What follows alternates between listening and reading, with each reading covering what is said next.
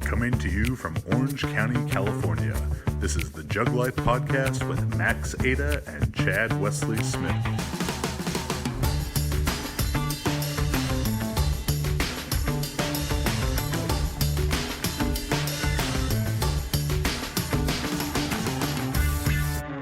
Hey everybody, Chad Wesley Smith here, bringing you another episode of the Jug Life Podcast. I'm joined, as always, by the Montana Miracle Man, Max Ada. How you doing, buddy? Good. How are you guys doing? Good. I think they're good. They're good. Right. Tell us in the comments if you're good. There we go.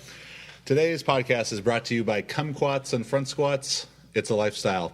That was submitted to us by one of our fans whose name escapes me, but you know who you are, because obviously if you're a big enough fan to be sending us lifestyle brands, you listen to every episode. So good job to you. If you have funny fake-ish fitness lifestyle brands, send them our way.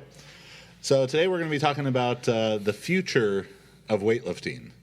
Laser cleans, hologram jerks, but not quite. A little bit different future of weightlifting. We're going to be talking about the changes that the IOC just imposed on the IWF and what that means for the future of the sport, for the athletes, for the possible expulsion of weightlifting from the Olympics. How confused do you think CrossFitters would be? They couldn't call it Ollie. Yeah, then. does it lose that designation? They wouldn't be able to call it Once Ollie. it's no longer in the Olympics, it's not Ollie lifting or Olympic weightlifting. Yeah, it's it's not Ollie lifting currently. Okay. It depends who you ask. But it would never be able to be called that. No. Formerly, the lifting formerly known as Olympic lifting. Maybe they'd just go to a symbol, an unpronounceable symbol. It's just like a circle with a barbell through it. Yeah. Looks kind of like an ampersand. So let's go ahead and get right into it. The changes that have happened, and this is maybe about a week old, probably 2 weeks as you're 2 weeks old as you're listening to this. There has been a change from 8 weight classes per gender to 7 weight classes per gender. A reduction in the total number of lifters. So from 2016 and 2012 Olympics, there was 260 total competitors in weightlifting. Now there will only be 196.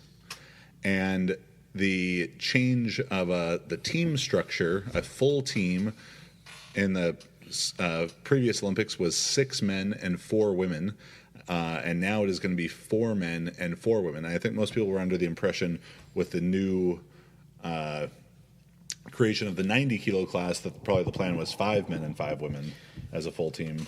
Yeah, but I either can way, see that. But they're. I mean, the Olympics is special because they're always they have to limit the number of competitors. Mm-hmm. It's not like the World Championships or something where you can basically have.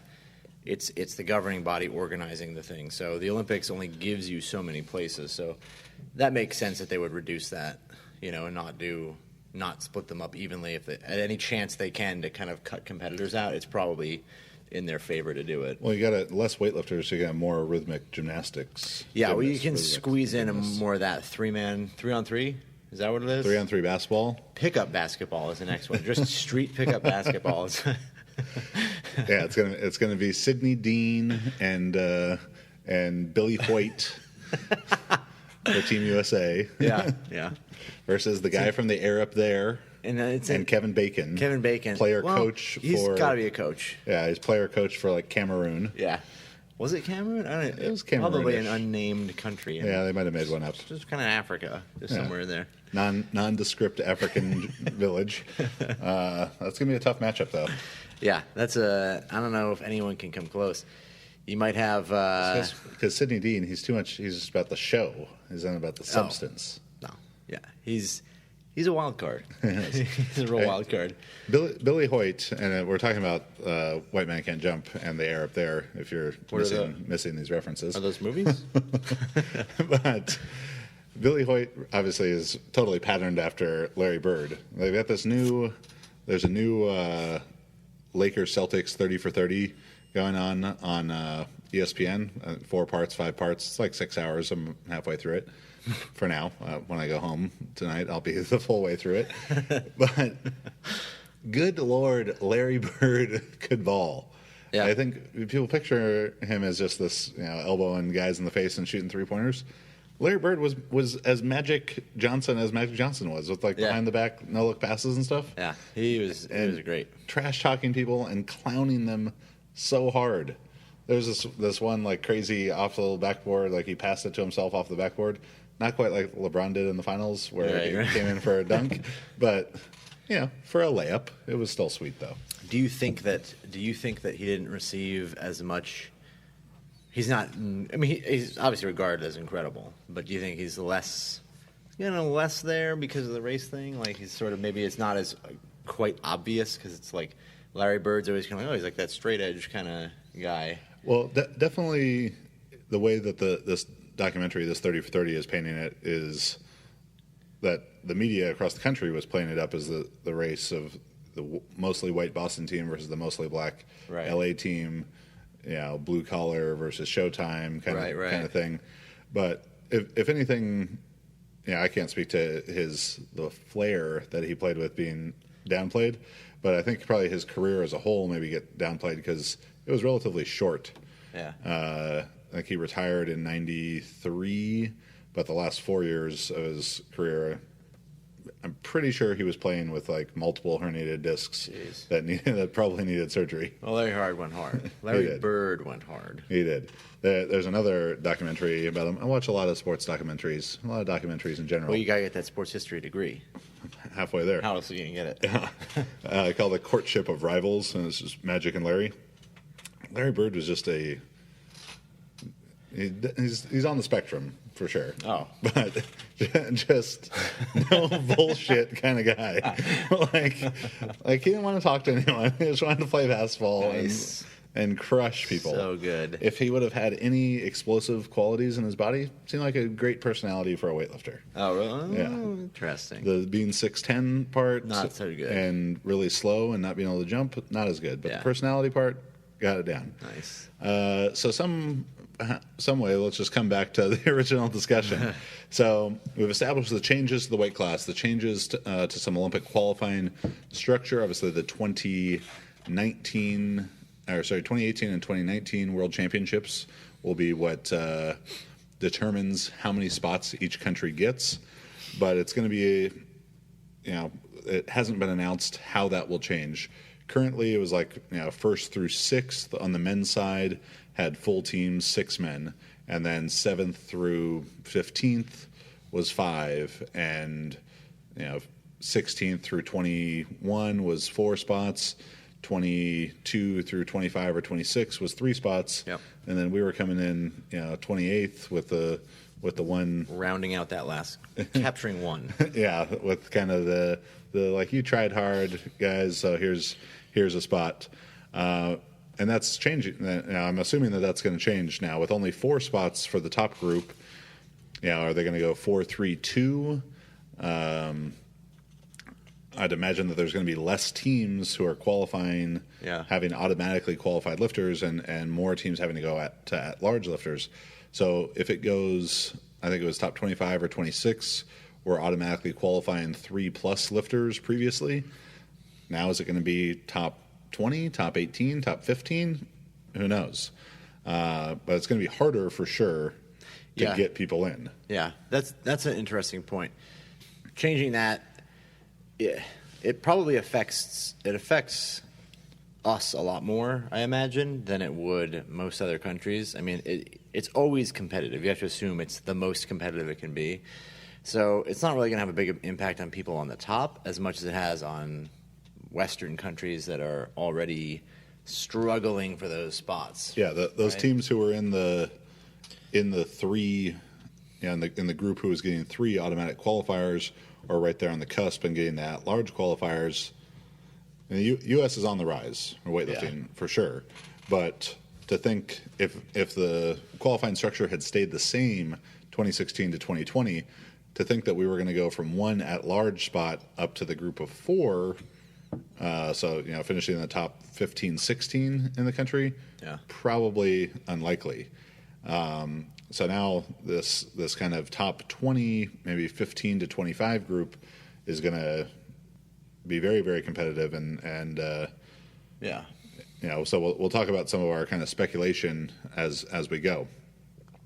But the reason that this is all happening, the reason that there's a change in how many weightlifters there are at the Olympics, why there's less weight classes, is that the IOC, the International Olympic Committee, is trying to send a clear message to the IWF, the International Weightlifting Federation, that weightlifting needs to stop doing so many drugs. And preferably all of the drugs they're doing to be stopped. I think that's that's probably the recommendation, is to stop all drugs. All drugs, not just the majority of them. Okay. I've been reading the Game of Shadows book right now too, which is an That's a good book. Older book about Balco, Barry Bonds scandal and stuff, and this sort of underworld of beating drug tests in track. And amazingly, in baseball, up through like 2002, 2003, there was no testing. Yeah, there was zero testing. Then it switched to one test. Yes, one test, and it was anonymous. It was no one's name. Yeah. It was just, hey, 10% of the people on your team failed a drug test. Yeah, and if it was over a certain amount, then they would start real testing after that. And it was like one positive got you 10 game suspension, 4 positives for one season. Yeah, where people for track and weightlifting and stuff, one positive is 2 to 4 years. Yeah. And but I wonder how many times they went into the test and someone just didn't show up, and they're like, "Oh, he's not here today. Don't worry about it." Yeah. Whatever, he's not here. But as I was listening to it, and I lied when I said reading, it was an audio book, but it's not quite as distinguished. Being read to you by somebody more famous. Yeah, I mean I'm sure everyone's picturing me in front of my fireplace, a leather-bound copy of Game of Shadows, regular Mr. Belvedere scenario, in my smoking jacket, glass of scotch out the side table as I read Game of Shadows. Nice. A chalkboard with equations and stuff in the background. But yeah, as I was listening to it, it made me think, like, man, if there was someone who wrote a book like this about weightlifting, because this stuff happening in track was shady, and the baseball stuff was just, to me, seemed fairly blatant. Yeah. But the weightlifting drug testing. Yeah. And I'm sure this happens in track, and for sure, like Olympic boxing and stuff is extremely corrupt. Yes, but you got to be. But some of these positives, a way that people are avoiding positives in weightlifting is not taking the clear or the cream, micro dosing, that kind of thing. It's just bribes. Yeah. You know the irony? And not being tested when you clearly should get tested. I read that book while living with Abajev. It was that's so funny. I remember being given the book, and I was like, "Oh, this is cool. I'll read this," because it was all like really big at the time. That was that was like especially a big living deal. in the Bay Area. Yeah, and so I was like, "Oh, this is cool. Like, I'll read this." Someone needs to, like, a Christopher Guest needs to make a movie about weightlifting, because the characters in weightlifting are just over the top. They're insane. Well, and this is different than the USAW movie that we've been different than the USAW movie, which we've been casting for quite a while now. Yeah, about a year and a half. And that's probably its whole own episode. That would be just a great episode, actually. Yeah, let's teaser the USAW movie. Danny DeVito as Butch Curry. I'll leave it at that. Mark Wahlberg, maybe Anthony Pomponio. We're not sure. Anyways, the super, super neat book, super cool story, all that, everything going on there. Same thing with that story in terms of relating it to weightlifting, because you're reading it at the same time, and you're I was hearing the stories I was hearing from the Bulgarians were just insanity. People like throwing the European Championships in exchange for $200 and a hooker.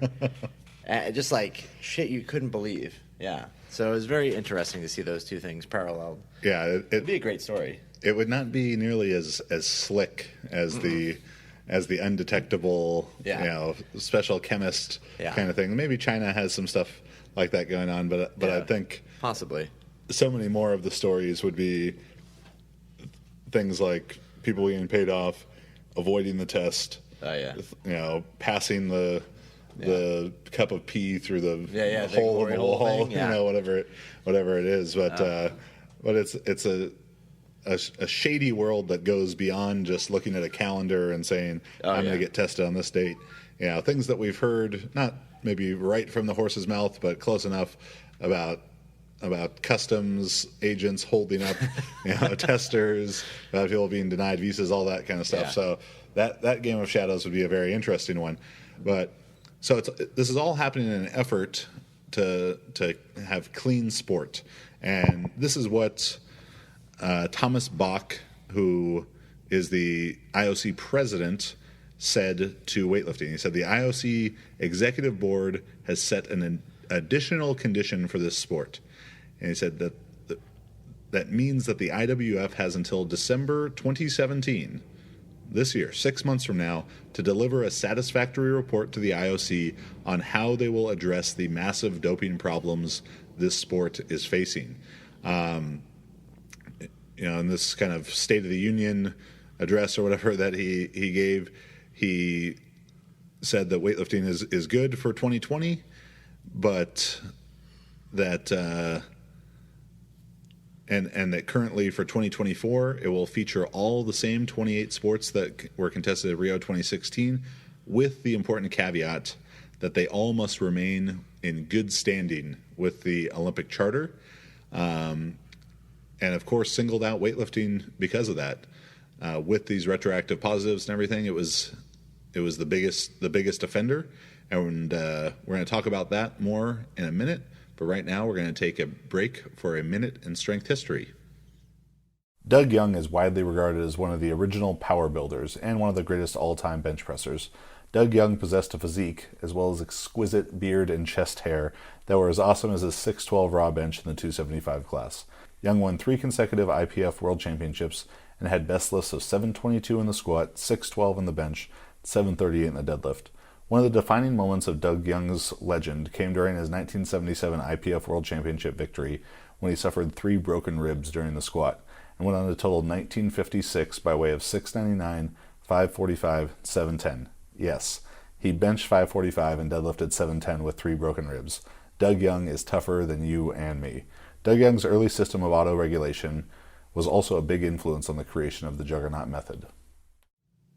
So now we have to look at why is this happening? Why are they singling out the IWF? Why are they singling out weightlifting? And it's pretty clear.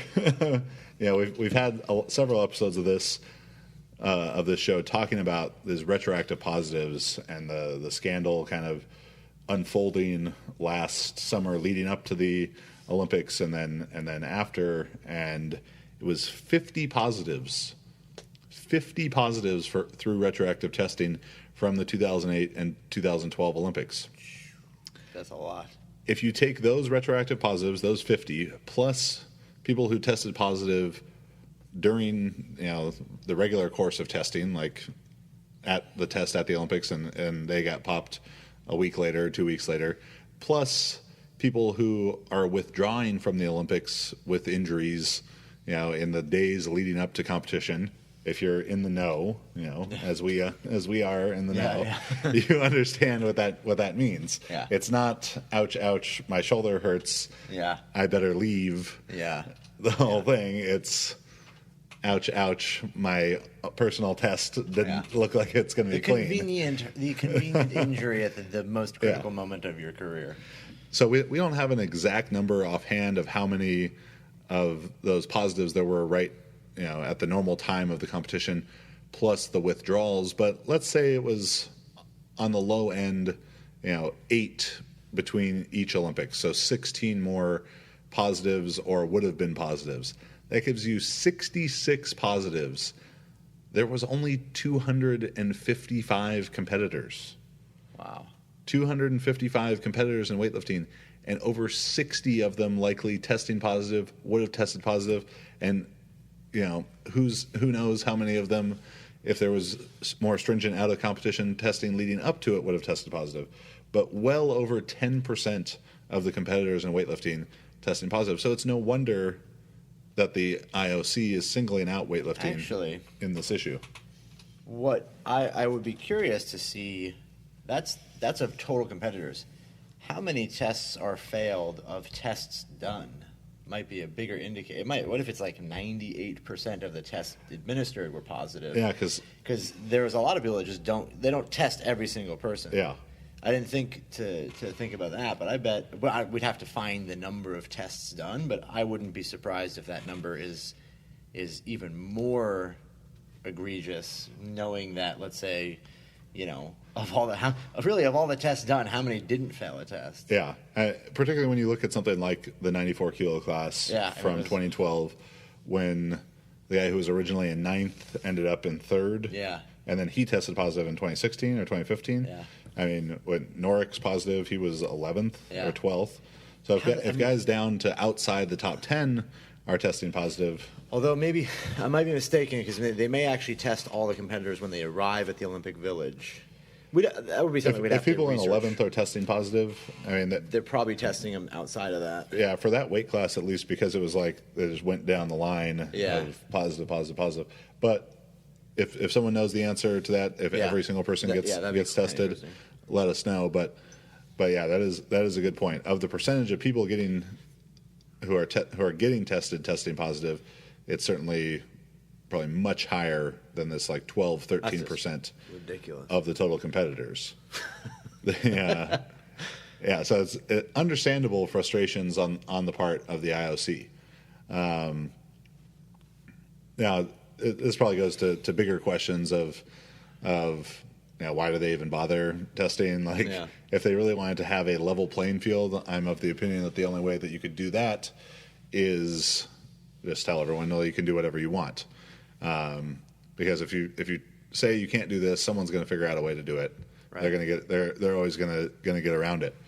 But so with over 10% of the people, about 12-13% of the competitors testing positive for weightlifting over the last 2 Olympics, and who knows what the future of testing holds, because 2012 samples can still be retested up to 2020. 2016 samples are going to get retested, and last summer leading up to the Olympics, there was a lot of people who were like, "Oh, it's gonna be such a bad competition because everyone's going to be clean, more or less." Yeah, and, not the case. Yeah, and we had talked about this in episodes last year. Like, is there going to be this significant downturn in performance? And there was not. Ironically, 2 men did a triple bodyweight clean and jerk in the first session. Then one of the oldest records in the sport. Yeah. Broken this 77 kilo clean and jerk. Clean and jerk, by a humongous 4 kilos. Yeah. And then the snatch record being broken by multiple people. I mean, it's probably safe to think that if and when these retests happen, if they're improving the technology as it seemed that they did to catch all these 50 folks from 2008 to 2012 with improved testing, the same thing may be coming. It seems like there's a few major players at fault here too, or the question becomes who are the real major players at fault? On one side, you say, okay, it's the athletes that are doping, and they're the ones at fault for the entire situation, or everyone's at fault in some level, but let's say the athletes are the primary ones to blame. They're trying to cheat and they're getting away with it or not getting away with it. The other player would be it's the governing bodies of these countries that are are not letting go of the way it was back in the day when doping was the primary, it was just the thing everyone did. And they're continuing to, fund state-sponsored doping and pushing it on people, and that's just no one can move past that era. Or the third player, and probably all of these are connected, is the corruption starting from the top down. If you have a system that you can control the outcome of people's abilities based on the fact that you do or do not let them sort of skate by with the use of drugs. So if you have 100 competitors and you say to 5 of them, if you pay me $50,000 each, I won't test you until this date. So you give them a huge advantage, but you're selling it to them so you can profit. That may or may not be the case as to what happens, or at least the conspiracy that exists, the theory and from what I've heard, that's the general, what goes on in a lot of these sports. So is it a combination of all these things coming together that create this situation, or is it, is the corruption diminished now? Are the athletes themselves individually trying to surpass, and trying to circumvent the rules, or is it still basically the status quo from 40 years ago where state-sponsored drug use, systematic doping, and corruption all play a role together to create this situation? I think if you assume that corruption is a big part of it, and to play the sort of devil's advocate or the conspiracy theorist, it's interesting that, okay, if it's corrupt at the top of the IWF, it's probably also corrupt at the top of the IOC. If it's corrupt, we know it's there. Yeah. If that's corrupt, it's Thomas Bach, the IOC president, hanging out with Sepp Blatter, the president of FIFA, while on their he's a good guy. His friends made mistakes. Where it's probably in their evil lair built into the side of an island volcano. They've got laser sharks. For sure. They definitely have very angry sea bass. Lasers on their head, highly agitated, and as they're just counting their bribe money and thinking how should we extort someone today? And they have a list of sports. And they take their lipstick, and after they put the lipstick on, Steve Buscemi style, they cross off the list. Wrestling. What was it, wrestling a few years ago? Yeah. Wrestling, they're done. So are they just systematically going down the line, just extorting the shit out of people? Because let's say you're president of the IWF. You made a bunch of money. You're IOC president. Hey, I need a cut of that. Yeah. You're not going to give it to me. Let me show you what I can do to you. And boom, Ilya Ilin, boom, boom, boom, down the line. Look at how much of a joke your sport is. It's going to be gone if you don't. Because when you really think about it, there's no benefit to get weightlifting out of there. What are they going to put in another sport they have to establish corruption in and get their fingers involved in? I mean, what kind of corruption is going on in 3-on-3 basketball? 3-on-3 basketball. I mean, they're not going to get away with it if. So the professor, half man, half amazing, and Escalade, or Team USA. Not going to happen. Pee wee hockey, maybe. Summer sport now. Oh, it was a mix of summer and winter. They won't get Gordon Bombay. No. He's unviable. Yeah, never. But yeah, I mean, so then the question becomes, all right, if we're looking at just this purely corrupt system, that we're just watching something that's already over. It's already been solved. It's already unfolded. The money's exchanged hands. It's just playing out, and nothing's going to change for any of us except that, T-Box bank account may be a little bigger, and Mr. Ayan's bank account may be a little smaller. Is that the case? And maybe that's just that. We watch it unfold, and there's a slight, pretend. Hey, we're pretending we're doing cleaning up, or is it really that there's an actual effort to do something about it? That's the question. Yeah, in most cases, I don't put a lot of fault with the athlete. The countries that are the weightlifting powers, who people are watching their hook grip videos and stuff all the time. The Russia, China, Azerbaijan, Kazakhstan, North Korea. Yeah.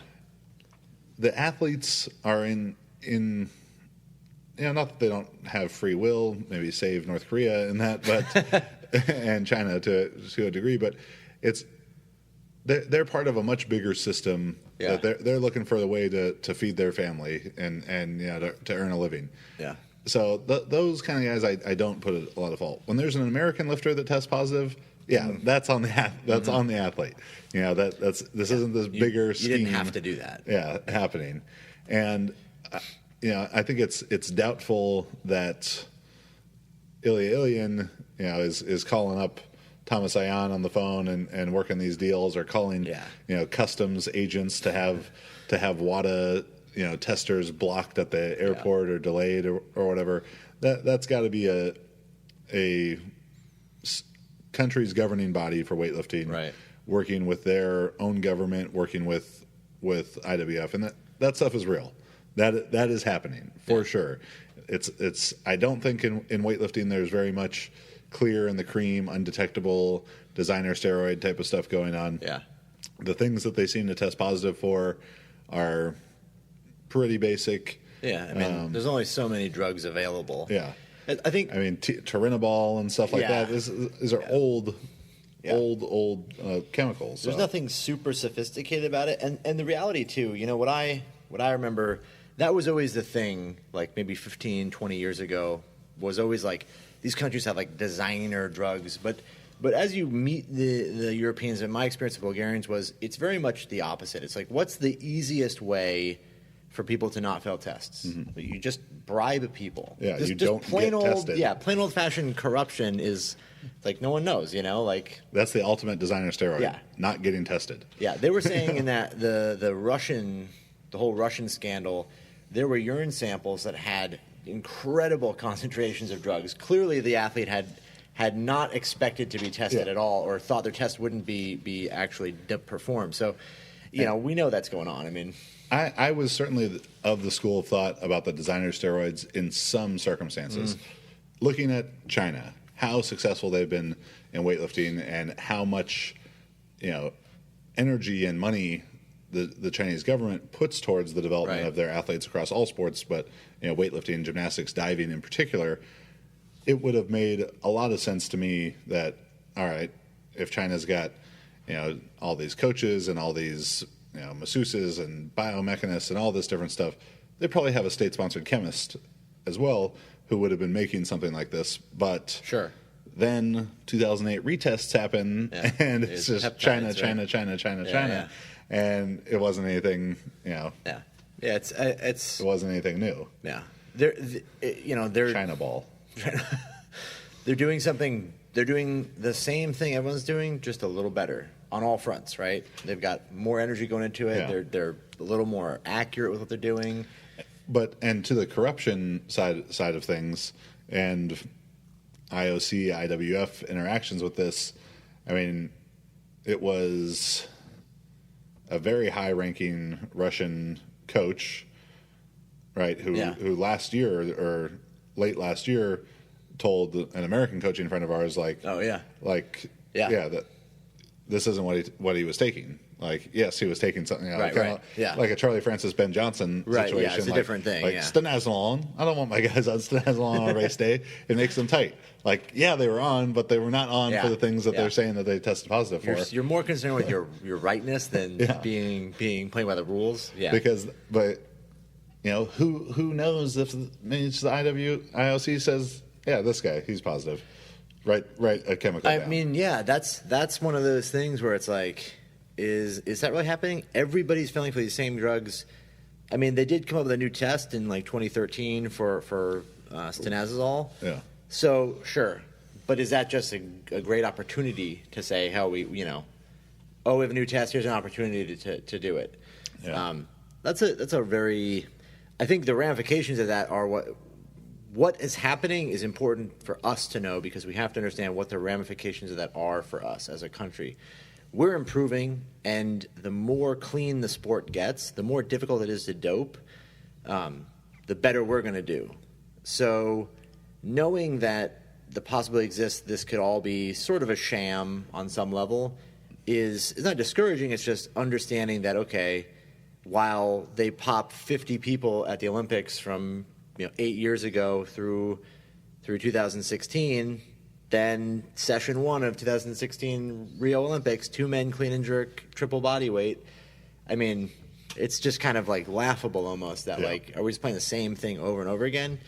The question too becomes in 2024, when they retest those samples, is it going to be another 50 or 60 people fail for some other thing? Yeah, because like we said, the results of 2016 were not this diminished result. It was something going on. Right, for sure. And again, maybe we're being conspiracy theorists about corruption in the IWF and the IOC, but it seems unlikely that people are clean and jerking triple body weight clean, particularly when they're from countries who have so many people testing positive, or that guys are breaking 20 year-old world records clean. Like, Yeah. it just seems very unlikely.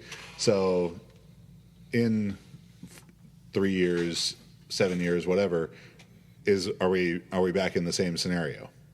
Because if it happens again, I'm sure that it's just gone. Yeah.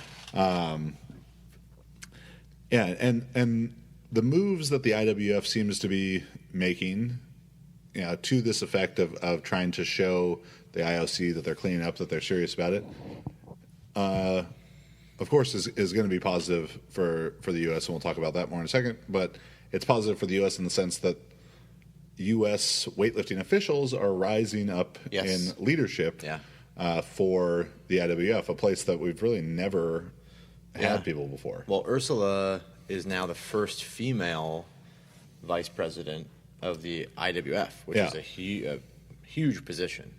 Yeah, so this, Ursula Papandreou, who's the president of the USAW, was maybe a month ago elected to be the vice president of the IWF, and she was one of, I think, maybe 3 or 4 USA weightlifting related people who were elected to different positions there.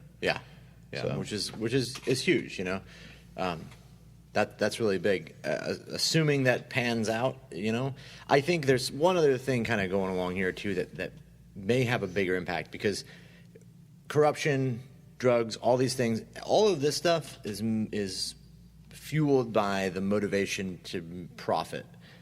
And the IOC probably at this point sees the upturn of popularity in weightlifting here in the U.S.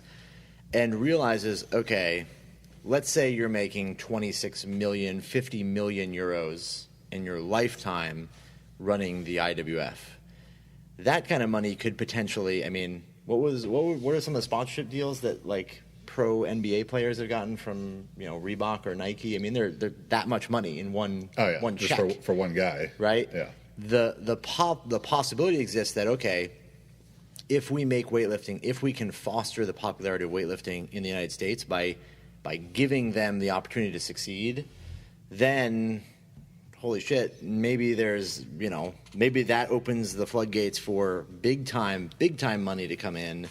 It's never going to be probably as popular as NBA or it's not football, basketball money, but it's big time relative to weightlifting money. But could be humongous money for weightlifting. And then if it grows enough, you have something more substantial than what you had, this tiny little niche sport with, this really super corrupt mafioso kind of run thing. A lot of black leather jackets. A lot of black leather jackets in the IWF. Yes. But yeah, so the U.S. rising up in the leadership is most likely very good for the IWF in terms of pursuing clean sport, because I think that USADA and the USAW, if you're cheating here, they are going to catch you. They love catching you. Yep. That's their favorite thing. They're not trying to protect people from it. And I know YouTube commenters, you think that everyone who's strong in USAPL or USAW is all beating the tests. They're not. The testers have been here really 8 times since nationals last year. Every time one of the girls lifts big weights and posts it, the next day the USADA's here. Yeah, they're here. They're testing them, and to the Game of Shadows side of things, it's like, why would weightlifters living barely above the poverty line? They're not Barry Bonds. They're not Marion Jones getting $1 million Nike multi-million-dollar Nike contracts. That's just so ridiculous. There's not big prize money for them to be had. There's really no incentive. You think that they want to do that so they can get extra online coaching clients? That's desperate. Yeah, that's very desperate. So they're clean, and that's great for USA weightlifting, because there's not many people in the world who know how to train clean weightlifters, and whether it's firsthand, secondhand kind of accounts, these European coaches and lifters, Chinese people. We've had these European coaches and stuff come over to become U.S. coaches, but talking to these people, they don't think that the U.S. is clean. They just think that we're really shitty at weightlifting. Yes, they do, right? Yeah. It's so funny. Initially they came, 2012 and later they started coming over more, and Klokov, everyone was here, and I think they thought we didn't understand how to train. Yeah. Because they came over and the Bulgarians are the same. They were floored. They were like, why are you doing this if you're not taking drugs? You're not going to make any progress. And it was like trying to explain to them, like, well, no, but like it's against the rules, and we just don't do that here. Because in the U.S. there's a big moral, ethical issue, right? Yeah. People want to have pride in themselves for what they've done. They were just so confused, like, well, you're not going to make any progress. Why would you do it? What do you mean why? Because it's like sport. Like we do this, for pride and for like, to win this competition. And they were just like, well, I see pride. Yeah. I see power. I see a bad mother who won't take no stuff off of no one. Right there. That was such a strange thing to me. And then seeing the coaches come, after all the Russians and other coaches have come over, seem confused, like, oh, the U.S., like, these don't get how to do the lift. Let me show you the exercises. Like, here's a snatch pull. Like, we know how to do that. We get, like, we've read all the books. We understand it. Like, we know a lot about training. What is it that we're, they're confused. Then finally they start to realize now, I think they must get it. Like, we're just not taking drugs. And because there's been the learning curve, too, whether it's Zygmunt, Dragomir, whoever, coming over and in the early part of their coaching tenure, trying to train the American lifters the same way that they trained the European lifters, and then being like, oh, something's missing. Putting another system on them and being like, well, why isn't it working? Everyone's hurting and broken. And then having to adapt it. And of course, through Zygmunt's tenure as coach, the U.S. improved dramatically. The quality of our lifters and the depth of our talent, but it took time for them to make those adjustments, and it would take time, probably more time, for some of these other countries to be able to put aside or to gain the understanding of this is useful from the last 60 years of stuff that we've done, but we have to change it this way and this way and this way if it's true clean sport. So in regards to like what classes are being cut or restructured, how there's going to be 7 weight classes instead of 8, we don't really know the answers to that. No one really knows the answers at this point, at least no one that's telling us the answers. So we could make different speculations there. A lot of different things could happen. I would think on the women's side, it seems very straightforward that they'll probably just cut the 90-kilo class since they just added it. It's still... The seat is still warm there. That was a fun year for you, 90 kilo. Couple girls got some medals, and then we're done with that. So I would figure that that's going to be what they're going to do, because it just seems natural that they just added it. So no one got too used to it. But the other side of it is maybe they're not going to just remove a weight class on either side, but they're going to restructure all the weight classes, something that weightlifting has done 3-4 times at least 2 or 3. Which would reset all the world records. And when they did that previously, it was in an effort, still related to doping problems, to erase old records from when everyone was on steroids. But then everyone just kept being on steroids again, and they just train. They have more heart now. They're training harder. So maybe they do that. There's a lot of different ways they could. That's the one that I'd probably prefer to see. Changing in the weight classes? A changing in the weight classes.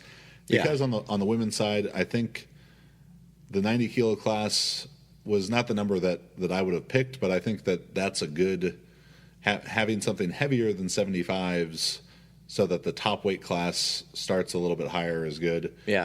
So maybe if 75s and 90s was combined into the 80s or 82s or something like that. But just a small change in it. And some of this is certainly selfish reasons. I'd love for them to line up the weight classes where it's like our lifters fill them out perfectly. But, a 50-kilo class would be great for Alyssa Ritchie. Phil, if you're listening, you have any influence here. I heard that. Maybe like an 82-kilo class for Q. I mean, that's the restructuring would make the most sense for, I guess, starting over. Yeah, I mean, I'm curious, was it actually announced that they're going to eliminate weight classes from the Olympics, or they just said there's an elimination of athletes from the Olympics? Yeah, well, they said 7 weight classes for each gender. Okay, so they're going to lose a male weight class. Yeah, that was clearly established, but the language was not clear about a restructuring, just a removal of the weight class. Hey, I mean, they might just throw a huge curveball and be like, 69's this one. You're gone. Both men and women, you guys both got these 69's. Literally let's right now, there's a top hat that has every weight class written on it in paper, and Thomas Ayan is fishing around in there for which one. There it is. The supers gone. Yeah. He's got a dartboard divided into 8 quadrants. Got to make it fair. His forehead on a baseball bat, spinning in a circle, grabs the darts, throws. So who knows? I would like to see them do a restructuring, new records being able to be established. If you're serious about making clean sport for this, then allow for new records to happen. Go all in on making clean sport. Test people, pop them. Test everyone. Well, you could also make it. I mean, the structure is strange too. The structure now is that if your whole country, I mean, Kazakhstan had like 13 lifters fail one year. Mm-hmm. They just have to pay a fine to reinstate. I mean, it should be if you fail more than 2 or 3 lifters or whatever internationally, then you're nixed. You're just out, or you're out for 4 years. And there are several countries that are supposed to be supposedly suspended from this year's Worlds, but I don't know if that's the case or not. Yeah. We haven't heard much about it. There's also a lot of these all the Olympic tests. How many people have actually been sanctioned from them? I think it's a very small number of 50-something positives. How many have been sanctioned? Yeah, and too much of it is up in the air. It's not clearly outlined. Like, I get not having something in the bylaws for this is what we do when there's 50 retroactive positives. Right. But retroactive testing is a real thing now. So when it's someone's first retroactive positive, do you just erase their results from that time? Because that's if they won an international medal, there's some punishment in that. But I would be shocked if whatever bonuses had been paid to Ilya Ilyin and whatever money he had gotten from sponsors and for doing those sweet like LG commercials, where he was kind of looking back over the couch and his big LG TV, they're not taking that money back from him. Yeah. And we talked about this on other episodes with the retroactive testing. I have 2 friends, Alicia Montano, who's an 800 runner for the U.S., and Adam Nelson, a shot putter, who were both directly affected by retroactive testing. With Adam in 2013 or 2012 through a retroactive test that for Yuri Bilanog, a Ukrainian shot putter, moved Adam from silver to gold in the 2004 Olympics, and now Alicia moving from 5th to 3rd through 2 retroactive positives of Russian 800 runners at the 2012 games. But both of them missed out on 4 to 8 years of being able to call themselves Olympic gold medalist or Olympic bronze medalist, Olympic medalist, and all the money that comes with that. And they're not taking that away from the people who popped and saying, like, hey, Adam Nelson, you're the one who really deserved this. So that's the shitty part. So that a retroactive penalty to go along with a retroactive test it's weak. Yeah, it's weak, really weak because you took a piece of metal away from them. That maybe hangs on their mantle, and you took away their name next to it, but it's like they still won. They know they won, and they got the real benefits of it most likely. Right. That's the hard. That's really the shitty part for those people, is after the fact it's over, and you've basically. I mean, you got to think about it too from a perspective of being in one of these countries where maybe economic situation is not as good, and you fail. You know that in a few years you may fail a test because you took something that's likely to be discoverable later. So what? You got everything you could out of it right off the bat, and then you move on to the next thing in your life. So it's tough. I mean, it's strange. Because outside of the people like Ilya who ended up with a lifetime ban from it, I don't know what they're doing with Norik on it. I don't think anything's actually been announced. Yeah, which is one of those things. It's like it's kind of strange to me. It's like has any drug positive ever really been reversed? Maybe out of all of them, a very small percentage, 1 to 5, may have actually been. I know a swimmer from Cal named Jessica Hardy had one overturned for tainted supplements. Right. One of only 2 times that I recall that happening, because everyone claims the tainted supplements when they Your test boyfriend positive. put it in your drink, or and they or somewhere else. Yeah, so they had it overturned for her, and she went on and tested positive again later. Oh, okay, I'm so 99% sure of. And the Bulgarian, the like 3-4 years ago, they had like 8 guys test positive. Oh yeah, for a supplement. Yeah. For tainted supplements, which brought the idea to me, and at that time I did not own a supplement company, but it would be different now. Right. Now, if there are any countries interested in this idea I'm about to propose, is like if they just overturned the whole thing for the Bulgarian team, like, oh yeah, these 8 lifters, it was because there was smashed up D-bol tablets in their protein powder. Right. Why wouldn't every weightlifting team, if they're actually going to overturn shit for such a weak thing, just be like, hey, smash up some D-bol tablets, put it in this batch, set these aside. Yeah, we'll use those to test later. Yeah, and in a couple of years when we all test positive, we're going to be like, oh, it was the protein, and we'll pay you this much. And to I take the suppose fall there for might it. be some ramifications for a company to be like, oh, it was in our. I mean, the lengths that people go anyways. I'm not surprised it didn't happen already.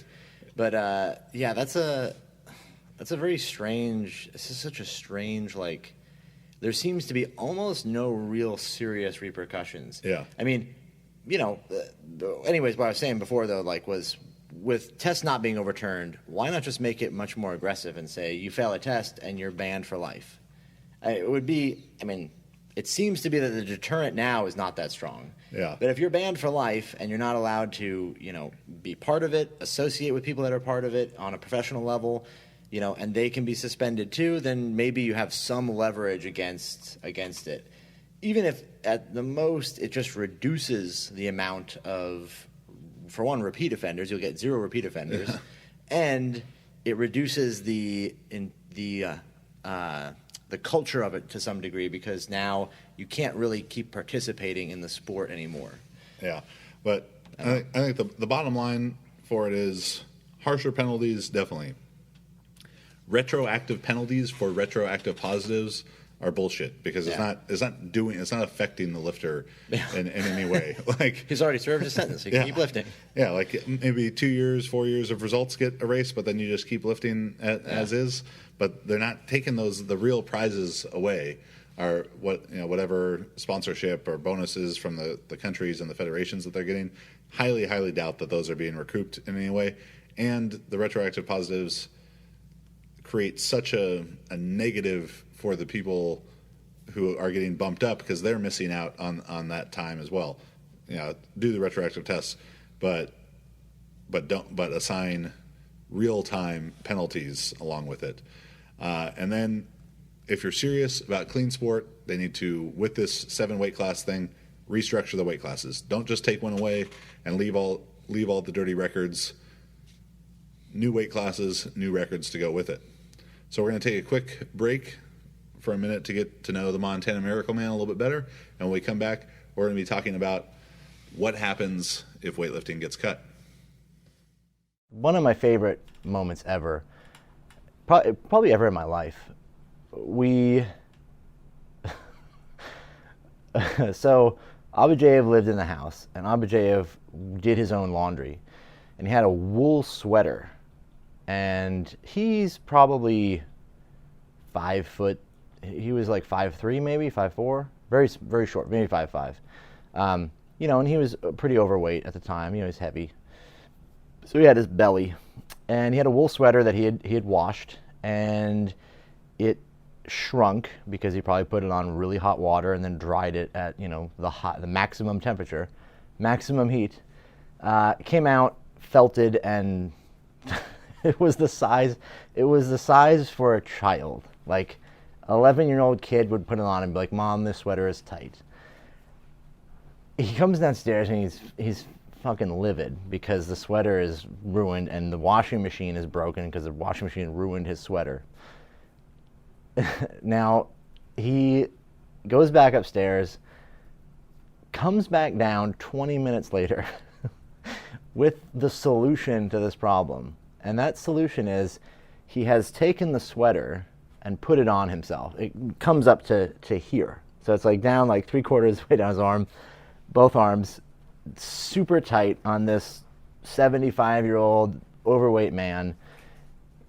The shirt comes down to his belly button. But his fix for this was to grab the shirt and pull it down below his belly button and take a leather dress belt and cinch it around his stomach so that the shirt wouldn't slide up. So now he's walking around with a leather belt outside of his sweater, tightened around his stomach, as tight as can possibly be so that it pulls the sweater down below his belly button. Still, the bottom 4 inches of his stomach is hanging out of the sweater. The sweater is coming down mid-belly, midriff. He's got a midriff sweater here, leather belt tied on tight. Everything is being squeezed out on top, on bottom. But he's still, the most infamous weightlifting coach you've ever seen, just intimidating and scary, yet wearing this fucking getup that is so weird. Sitting in a chair yelling at us, just looking at everyone weightlifters with complete disgust, stomach hanging out, belt cinched down tight, just sweater coming down to his forearms, He was so proud of the fix too. So proud of his method for fixing the broken sweater. I'm pretty sure he wore the sweater 3 or 4 more times like that too. It wasn't just once. So now we've talked about why the IOC is levying these penalties against the IWF. We've talked about corruption in sport, corruption in drug testing, and all this stuff, and talked about some ways that hopefully the IWF is moving in the right direction, or can move in a better direction in terms of testing and punishing offenders for doping. And that's going to be great if they do all this stuff and Worlds happens here in Anaheim in December or in November, and right after the Worlds, the IOC is like, yeah, you guys are doing great. You still get to have weightlifting. The other side of that is they do not make as Thomas Bach puts it here, they do not deliver a satisfactory report to the IOC on how they will address the massive doping problem this sport is facing. There's probably a pretty good chance that's not satisfactory. It is not a satisfactory report. No. And that would mean that weightlifting would cease to exist in the Olympics coming in 2024. Not that far away. And those Olympics are supposed to be in the United States, right? Yeah. So what happens? What happens if weightlifting gets the boot? Well, right off the bat, what doesn't happen is powerlifting takes its place. All right? Never going to go. USAPL, IPF, aficionados, powerlifting is not going to come in and take its place for a lot of reasons. One, I doubt that the IOC would be like, oh, well, this one sport where the people were trying to lift as much weight, everyone was taking steroids. But I bet this other one, no, they don't take any.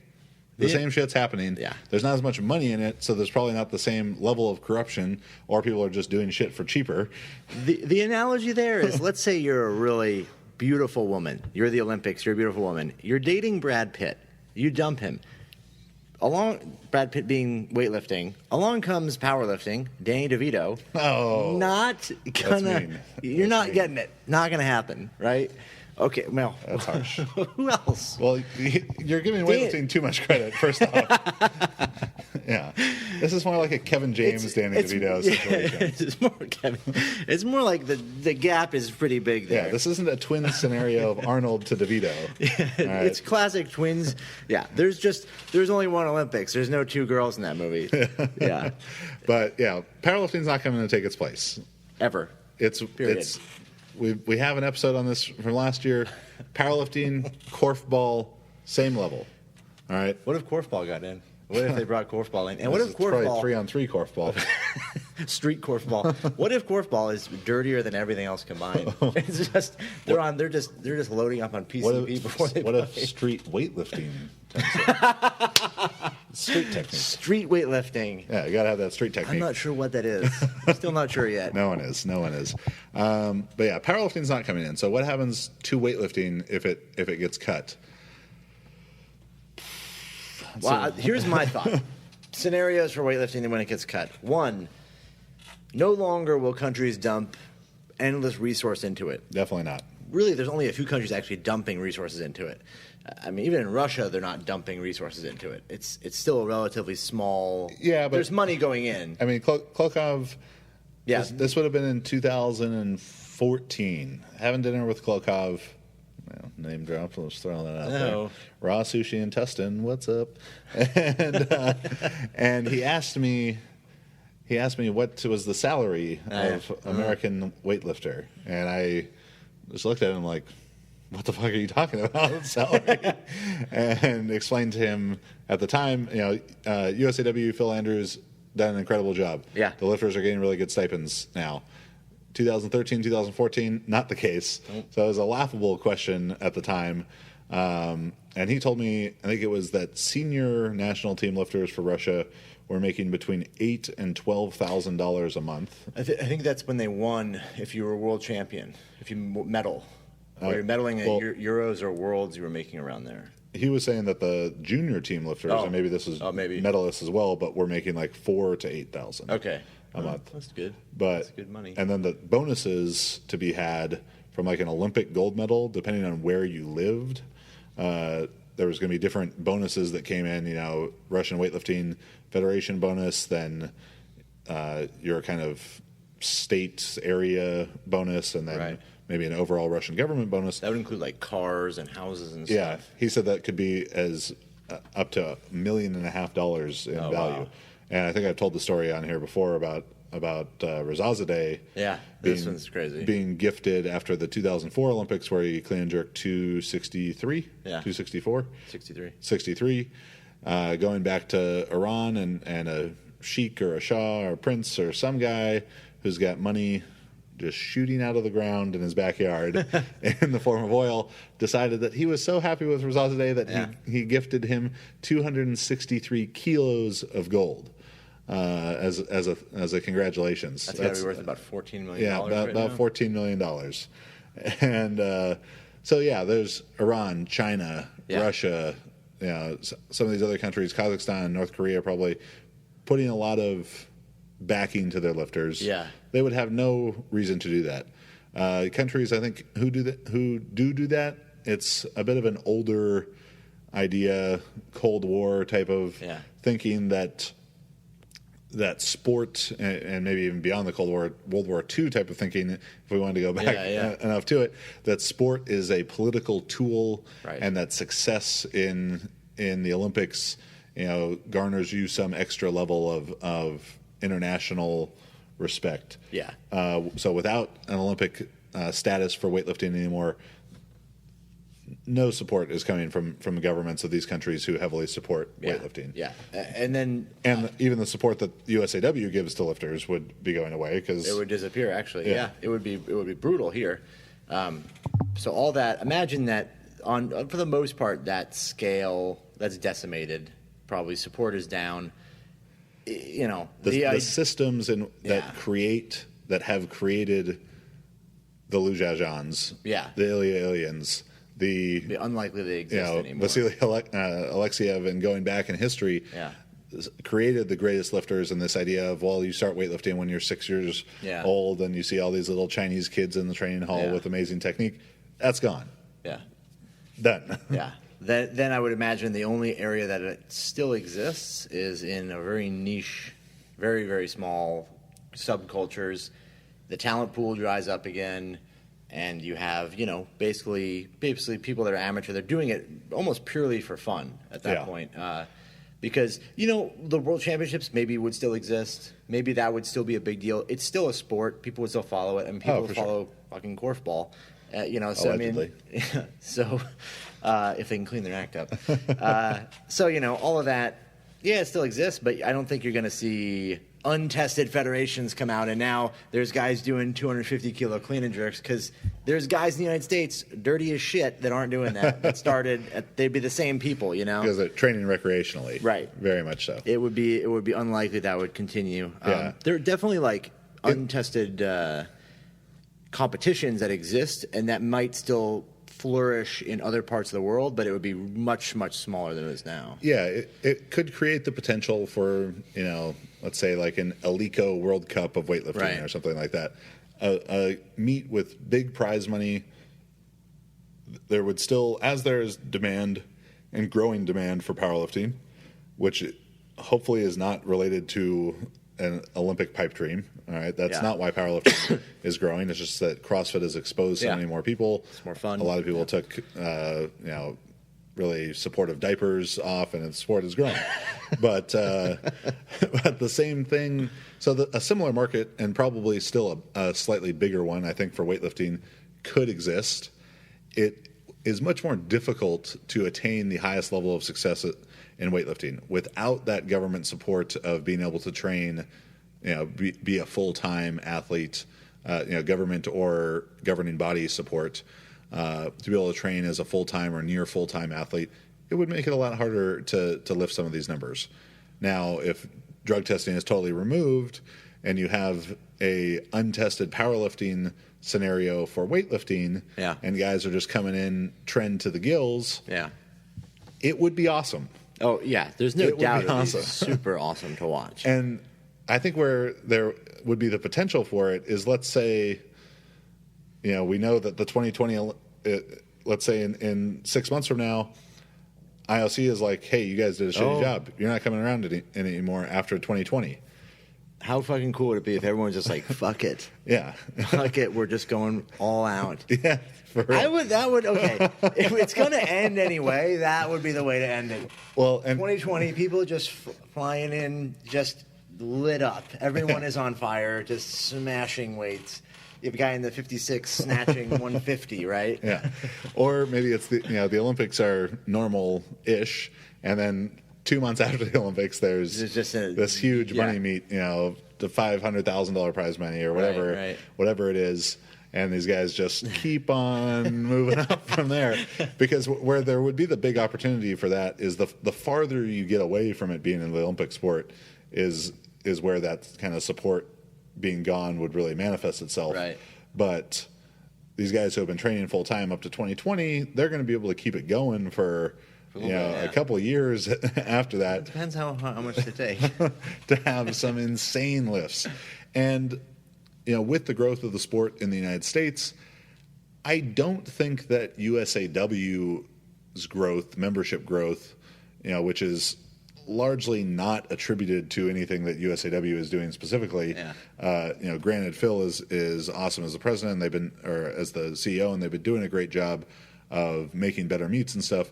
The reason that the membership has gone from 2,000 to 20,000 isn't because of this incredible USAW marketing plan or anything. It's because of CrossFit. Yeah. And if USAW has 20,000 members right now, and I know it's a little bit higher than that even, I don't think that many of those people are like, I'm doing weightlifting right now so I can make it to the Olympics. Right.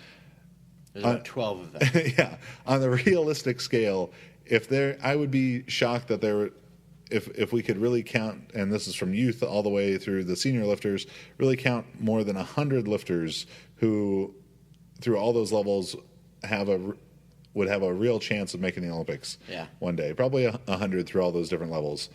Some others who are delusional about it, but most people aren't doing weightlifting because they're trying to make it to the Olympics.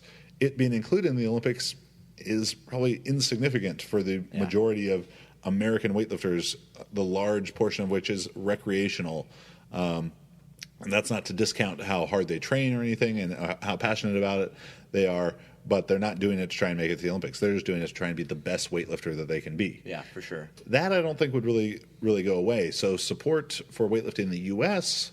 from companies like Rogue, I wouldn't see being largely affected. No. So if it shifts from trying to, national structure to money meets and stuff, that would be maybe the best if weightlifting gets cut, it would be the best scenario to come out of a bad scenario. Yeah, it might even be the kind of situation where, let's say it gets cut, USAW now becomes a private enterprise, in which case it's lifting is, you lose members, but in the long run, it might actually become a much better sport for people to participate in, because the pressure of the Olympics doesn't exist, in that it can actually become a sport that's accessible to people. It's not, doesn't require this grand sort of like plan. You got to start when you're a kid and all this. Like the sport, it's just the results are less, so more people will do well in it. You're not looking at like how discouraging it is that you're a 58-kilo woman looking at having to clean and jerk 200 or 125 kilos to be successful. Yeah. You're looking at it as, I can be at the A standard in national championships and be good and win prize money or whatever it is. I would imagine, though, that in the U.S. there would be some proliferation of federations. Sure. And are there, does AWF still? I don't know if they even do meets anymore. I don't know if he's still doing any meets. But there would probably be, with the absence of the Olympics, a growth of an untested weightlifting federation. Sure. Would they even need? They probably wouldn't test anymore, because they wouldn't be able to afford. The amount of money they spend through USADA wouldn't be funded by. It would just get passed on, as the USAPL does, to the meet directors Right. required testing. That's true. Which is a pain in the ass. But it was nice that the meet, when USADA just showed up to test at the weightlifting They just meet. did it themselves. Yeah, they did it themselves. I didn't have to deal with that at all, or pay like $900 for tests. But that's just ridiculous. That was fun. That was fun when they came. But yeah, who knows really what would happen if weightlifting gets cut. I can say with a lot of confidence that powerlifting would not replace it in the Olympics. That's 100% certainty. Yeah. If we were reading those words, then that's the end of my life. And it would definitely be a negative for weightlifting. It would be a loss of status. But if companies wanted to put money in it and stuff, I think there could be some really cool, entertaining things that come out of it. I've kicked these kind of ideas out there before, but you could have some grand slam of weightlifting. Yeah. Like the Alico Open is the European Championship, like the British Open is for golf. The Rogue Open is the US. The ZKC Open is the Chinese, and the Worksan or Osaka Open is the fourth one. Yeah. And there's a bunch of money, and these guys lift huge weights, and it's like, all right, we'll pretend like it's the 80s and just look the other way on this testing stuff. And that's like the interesting thing. And to go back to the Game of Shadows stuff, as they're talking about Barry Bonds and Mark McGuire, I remember in 1998, baseball, Mark McGuire, Sammy Sosa, and they said on TV that he was taking the 180 Anderstein stuff, and it's like everyone knew what was happening. Yeah. Like, you knew that they were on steroids. They for sure knew that Barry Bonds was on steroids when in his last seasons, 2006 and 2007, as he went on to break these career home run records. And they're talking about in it record attendance for the Giants. The guy was having like a perjury trial. Everyone knew he did it. Yeah. He's the biggest asshole ever. Yeah. And no one ever. really cared that much. And no one cared. They still went. So it's like, as long as it's not being thrown in the face of the fan, and maybe it can even be thrown in the face, you just can't just rub it in after. It's like people still want to watch. They want to watch, and track people have said this before, is like they want to watch 70-foot throws and 800 meters. They don't want to watch guys run 10-3 and throw 65 feet. They don't want to see a bunch of singles and bunts and smart base running. People, they want to see the freak show of it. People want to see the exhibition, right? Yeah. People here, culturally in the U.S., people have no problem with cheating to win. Cheating to lose is awful, right? Living the bands and B sessions lifestyle, right? Cheating, shaving points, cheating to betraying people is the worst. So I think for whatever reason, it seems to be this thing where, I mean, how many people have failed tests in these pro sports and all these? Yeah. They get blasted on media and all this and that, but they're still, it seems to be largely like not that big a deal culturally to people. There's, in Bigger, Stronger, Faster, our friend Chris Bell, there is a clip with all these different fans in it, and they're talking to the camera, and it must be Chris asking them, from behind the camera, like, what do you think about steroids in sports? And this guy says, he's like, steroids? I love them if they're on my team. Yeah. And that could be all the fans at the Alico World Championship or whatever it is, watching someone clean and jerk 275 kilos. Yeah. 280 kilos. Who fucking knows what could be what's lifted? Possible? Yeah. What's possible? I think that would be that would be cool. I mean, if they're going to drop it from the Olympics, that's what needs to happen. like that. There's got to be one last hurrah for everybody. Yes. Just let them do whatever they want. Yes. Especially like the Iranians, because they just don't care what happens to the guy afterward. Here's a handful. Just take them and go out there. Yeah. So, for weightlifting fans, an interesting time, maybe a bit of a nerve-wracking time, potentially a great time. If the IWF is serious, they're going to clean up the sport, reset the weight classes, punish people through retroactive testing,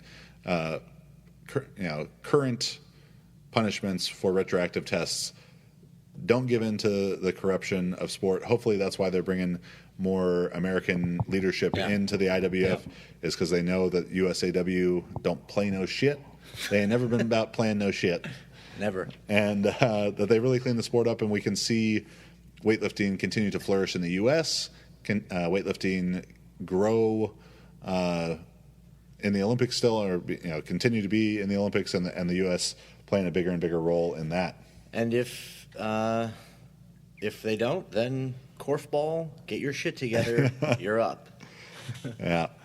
All right. So, Max, what do you got coming up? I got a seminar on July 8th in North Carolina, CrossFit Mecklenburg. You can contact me via email, maxjtsstrength, if you're interested. And then we are doing a clinic, a Super Total clinic. Max and I will be in Buffalo, New York. Sunny Buffalo, New York. Yeah. Do you think does it snow there in August? I believe so. We will be there August 26th and 27th at Mustache Fitness and Barbell with our good friend Carly Skarpinski. That's a serious Western New York name right Seriously. there. Yeah. One day all for weightlifting, one day all for powerlifting, and also talking about how to put them together to become the Super Total. Yes. I will be in Philadelphia, Marissa and I, on September 16th and 17th. The 17th event, the Sunday hands-on coaching for technique, is already sold out. But on Saturday afternoon there, I'll be giving a programming presentation talking about scientific principles of strength training, how I practically apply that to program design for lifters from beginner to world record holders. And then we'll be doing the same thing October 28th and 29th in Minneapolis at the Movement Minneapolis. There's maybe about 10 tickets left for the Sunday portion of things. A lot of tickets left for the Saturday. Again, same thing, about 2 to 3 hour lecture on Saturday afternoon about program design, and then can come back on Sunday for the hands-on coaching technique in the squat, bench, and deadlift.